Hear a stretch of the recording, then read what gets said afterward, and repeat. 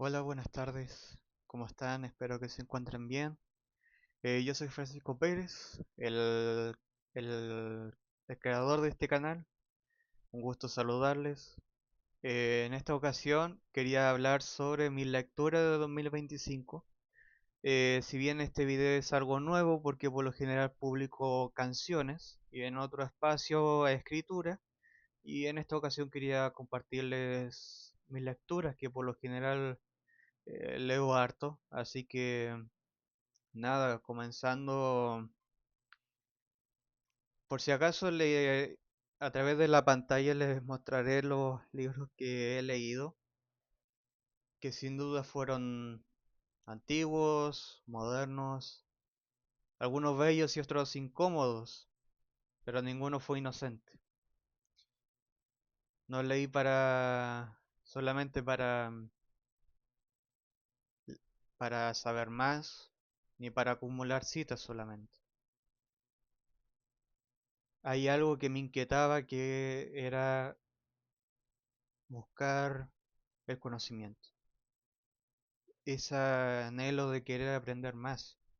Y además esto lo he ido, lo he ido desarrollando a lo largo de mi juventud, ya que mientras iba creciendo sentía que yo era ignorante ante los demás. Y ahora que estoy más grande, no es solamente que ser ignorante, porque simplemente soy ignorante de muchas cosas. Todos lo sabemos que somos ignorantes de algo, de muchas cosas, y seguimos aprendiendo. Y ese es el fin de que a pesar o que siendo ignorantes, podamos seguir aprendiendo. Y no se trata, como les digo, acumular como conocimiento, y eso no es lo que yo trato de hacer, es simplemente transformar mi vida a través del conocimiento. Entonces, bueno, el video no es una lista ordenada ni un ranking, es un mapa de lectura más bien. Que estos libros que me acompañaron a lo largo del 2025, que no son todos por si acaso, que son de todo un poco, libros, tesis, artículos académicos, en fin. Entonces, bueno, para comenzar, me leí un libro que me lo regaló mi yaya, o como dirán en otros lugares, abuela, como sea. Yo le digo mi yaya.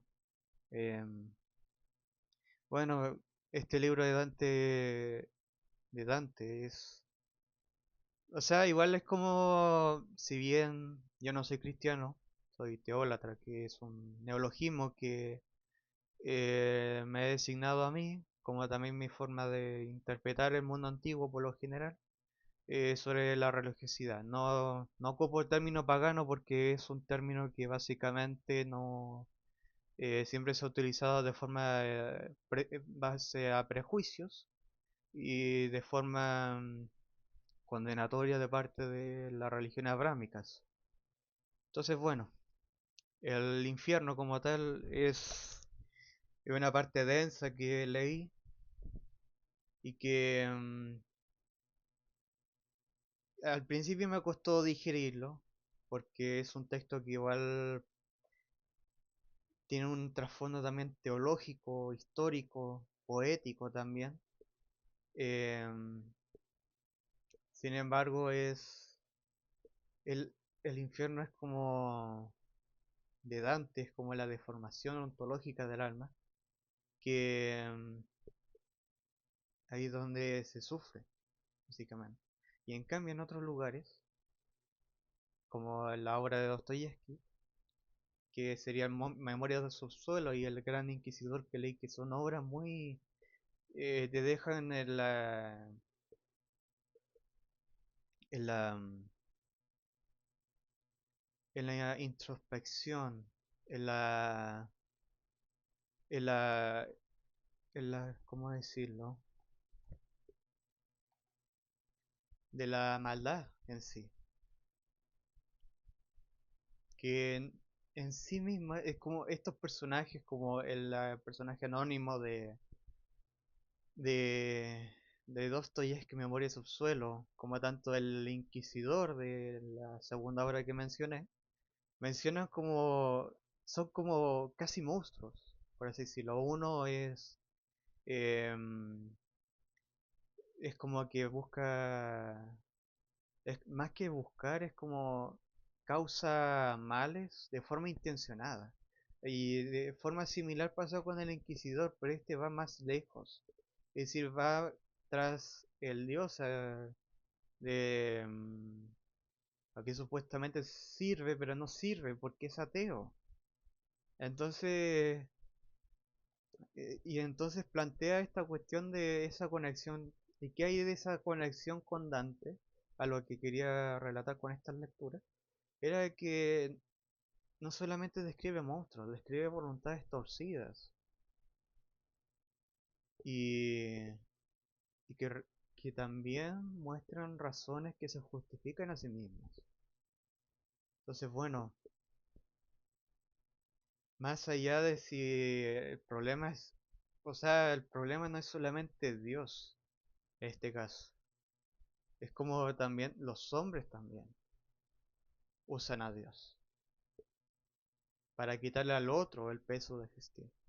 Es bien interesante porque en las otras lecturas, eh, aunque no la he terminado, pero sí conecta con esta idea de que cómo utilizan el nombre de este dios, o sea, el dios, bueno, el dios de la religión abrámica, utilizan para negar al otro en su forma de religiosidad, de su espiritualidad, como ocurre en cierto caso de un rey un rey nórdico o escandinavo, germánico, en fin, se convierte al cristianismo y sin embargo estaba en en medio de su corte, la mayoría, le nombraré teólatra en vez de pagano. Em, por si acaso este término teólatra lo pueden encontrar en mi página web de mi escrito y pueden ahondar un poco en lo que quiero decir, para así no alargar el video. Entonces, esta corte con el rey celebraban un banquete y en ese banquete alababan en nombre de los dioses. Sin embargo, este rey no quiso unirse en esa alabanza y hizo el símbolo de la cruz. Sin embargo, no lo entendieron y otro de forma de mente rápida dijo, no, tranquilos mis hermanos, el rey hace el símbolo del martillo de Thor. Imagínense, y de hecho pasa que en la cultura nórdica el símbolo de la cruz también se tornó como algo paralelo con el símbolo de este martillo de Thor. Sin embargo, eh, esta cruz se convirtió, no es como algo como lo entendemos hoy en día como de que estos dioses nórdicos no existen sin más, o esta idea de que solamente un solo dios puede existir. No, en el mundo antiguo, cuando empezó a surgir el cristianismo, no, o sea, existía cierta competencia de dioses ante el dios de los cristianos. Em, es bien llamativo eso, pero ese es otro tema. No me quiero irme por otro lado. Ahora bien, em, por si acaso recuerden que este es mi primer video, así que ténganme paciencia de cómo voy desarrollándolo, ¿ya? Entonces, bueno, partiendo de otras lecturas, este sería de Hans-Georg Kadama y Heidegger. Estos dos textos que me encantaron, de hecho, fueron densos, sí, pero fueron nutritivos, sí. Eh, Estos textos te muestran de que no qué dicen los textos, sino cómo los comprendemos. Y ahí está la tesis de Kadama de que no hay una lectura neutra. Siempre estamos leyendo los textos de acuerdo a una tradición, una herida, un propio horizonte cognitivo, incluso de parte de lo que nos enseñaron en la escuela.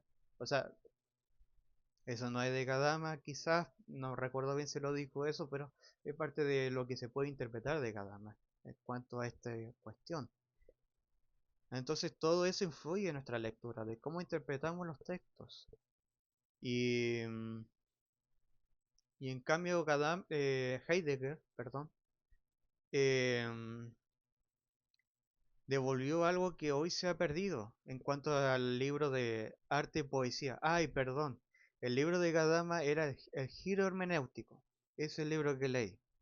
Y el otro libro de Heidegger, el arte y poesía, ya lo previamente mencioné. Entonces, bueno, este libro te muestra la idea de que el arte no decora, sino que desvela el ser. Y ahí está el tema del ser. También habla, ahí de hecho en mi página de escritura, Medium, menciono este tema de cuando se- el tema de la relación entre la palabra y los dioses. Como menciona esto Heidegger de que ya los dioses ya existían antes de la palabra, solamente que la palabra fue que em, pudo nombrar aquello que ya previamente existía. Es como, por ejemplo, un árbol. El árbol ya era antes que se enunciase, por así decirlo. Entonces, bueno, esta perspectiva de que, claro, si bien Gadama, por ejemplo, ha sido útil en cuanto al cómo entendemos los textos, sin embargo, otros textos que son más contemporáneos y académicos me sirvieron de horizonte hermenéutico, este estudio de este arte de la interpretación, para interpretar distintas clases de textos.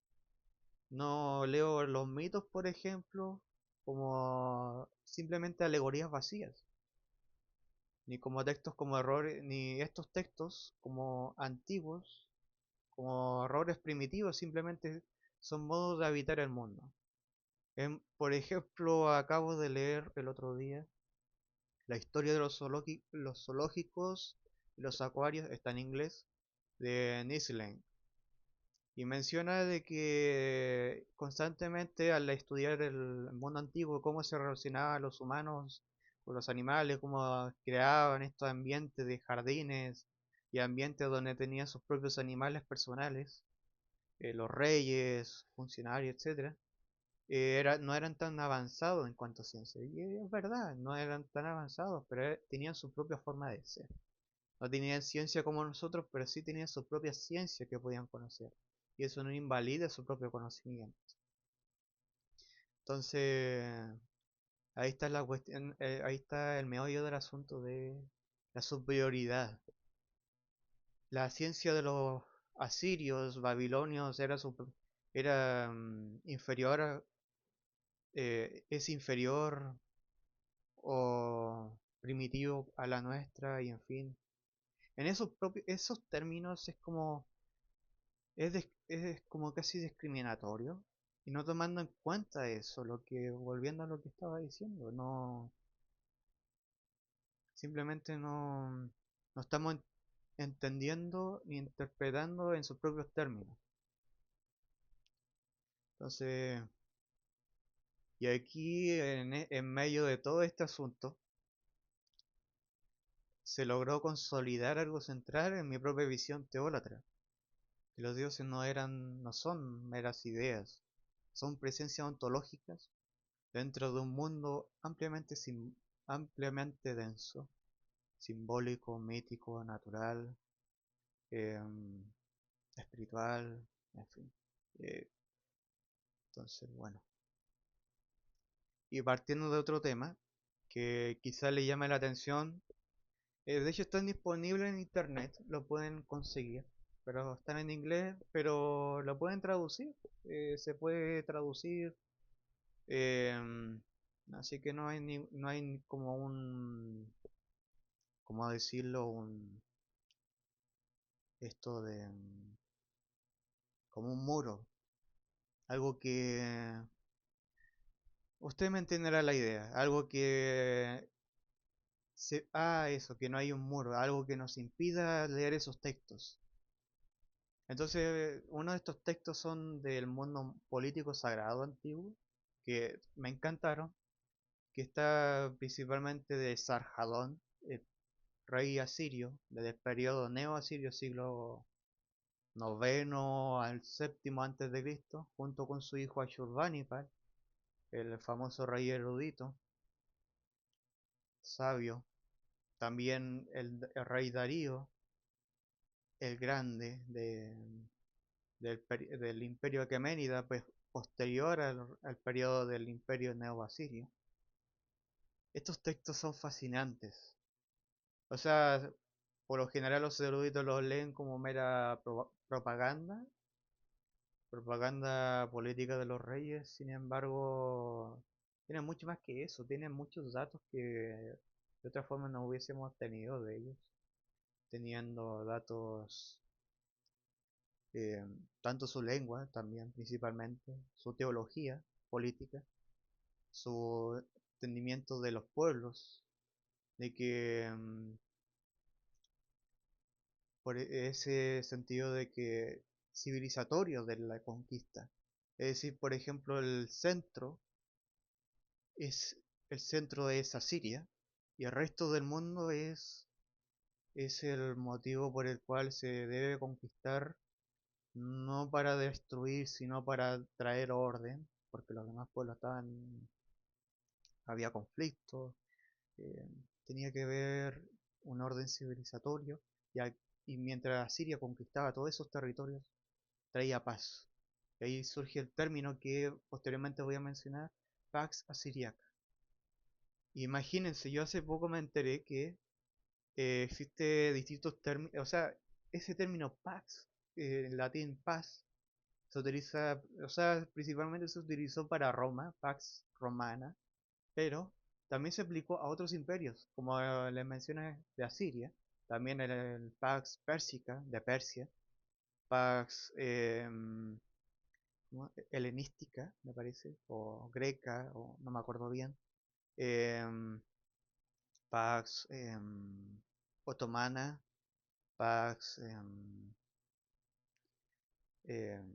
entre otros, entre otros imperios de la antigüedad se le ha adjudicado este término Pax, como cada imperio de alguna forma pudo haber traído paz dentro de sus territorios conquistados en la medida de lo posible, porque también había desorden, había rebelión. Entonces, en estos relatos que les menciono de Darío, Sarjadón, Ashurbanipal, ahí está eso, la rebelión. Sobre todo cuando el hermano de Ashurbanipal, Shamshu Shumu Ukin, se rebeló. Se rebeló contra su hermano y trajo un complot de tratar de derrocar el poder de Siria. Sin embargo, y trajo un montón de problemas posteriormente y hasta llegó al fin del imperio de Asiria. Entonces, bueno, es un tema denso, sí. De hecho, el término que le menciona Pax Assyriaca es... También hay un libro especialmente de ese tema. Es de Benjamín Toro, de hecho es un académico chileno. Lo pueden conseguir en internet. Así que, bueno, ahí les dejo ese dato. Y antes de terminar esta sección, em, esto finalmente choca frontalmente con la mentira en política de Hannah Arendt, que también leí ese año, donde el poder moderno... Ah, y eso, perdón. Cada de estos reyes, eh, Asirio, Aqueménida, en fin, todos estos reyes se basaban en un sentido sagrado, no era solamente algo inmanentemente secular, no existía no existía tal cosa, no había esa división. Y ciertos escritores académicos tienen cierto problema con ese tema de que el mundo antiguo no dividía las cosas, no como en la modernidad, que ocurrió eso, la la separación entre el Estado y la Iglesia, por ejemplo, como ocurrió en Chile el año, ¿cuánto? 1925, ahí cuando se constitucionalizó.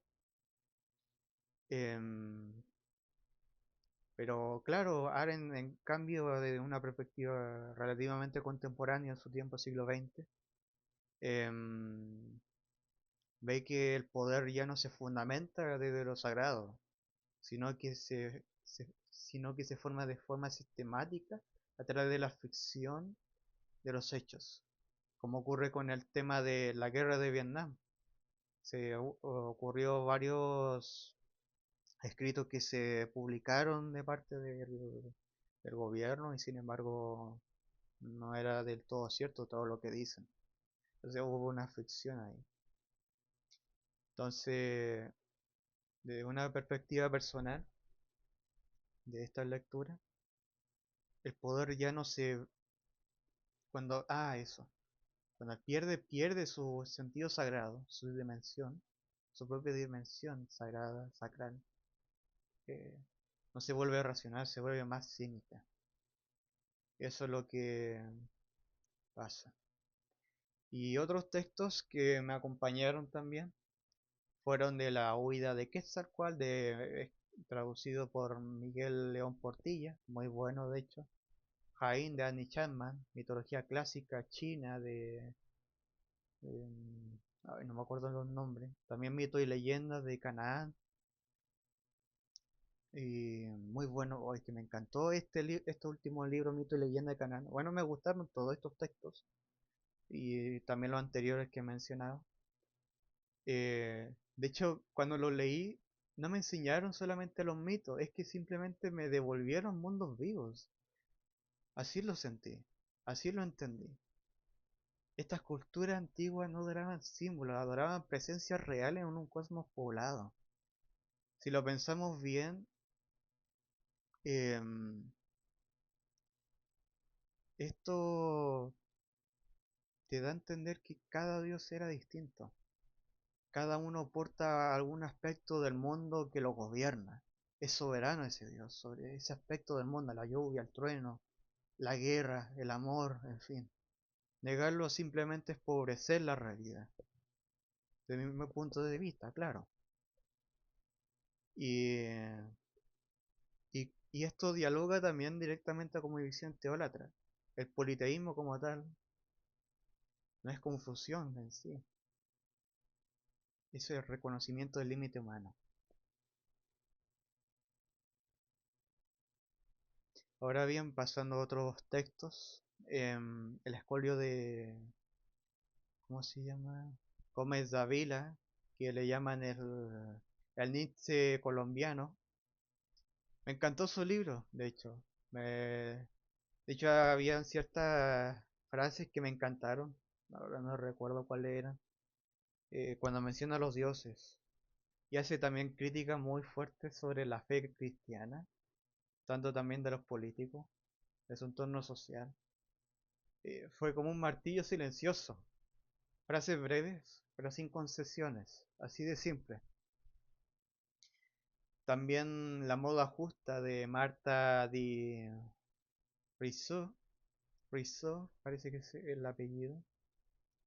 Y otros textos académicos que me habían recordado algo importante. La cultura cotidiana también construye el mundo, aunque no lo sepamos. Y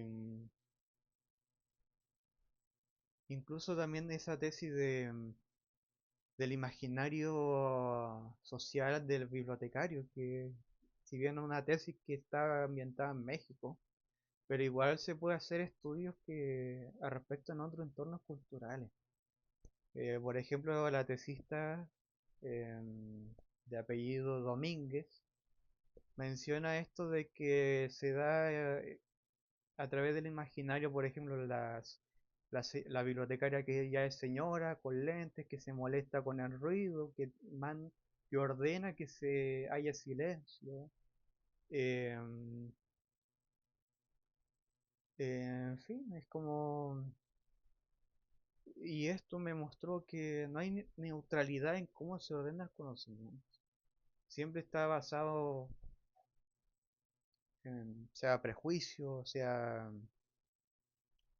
en reflexiones, vivencia, estudio, en fin.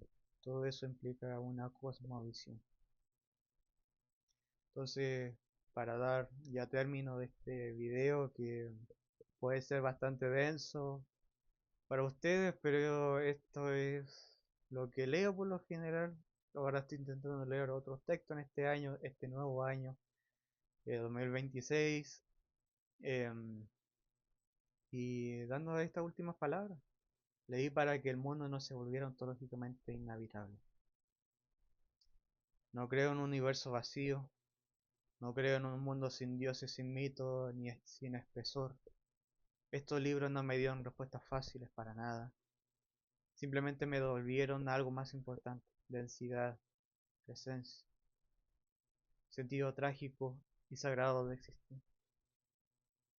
Si algo cambia en mí este año, es que ya no puedo leer ni vivir como si nada importara. Así que nada, gracias por escucharme. No se olviden de darle like, de suscribirse, activar la campanita y nada, eso. Que estén bien, que sea un buen año para todos ustedes. Eso, un abrazo, saludos.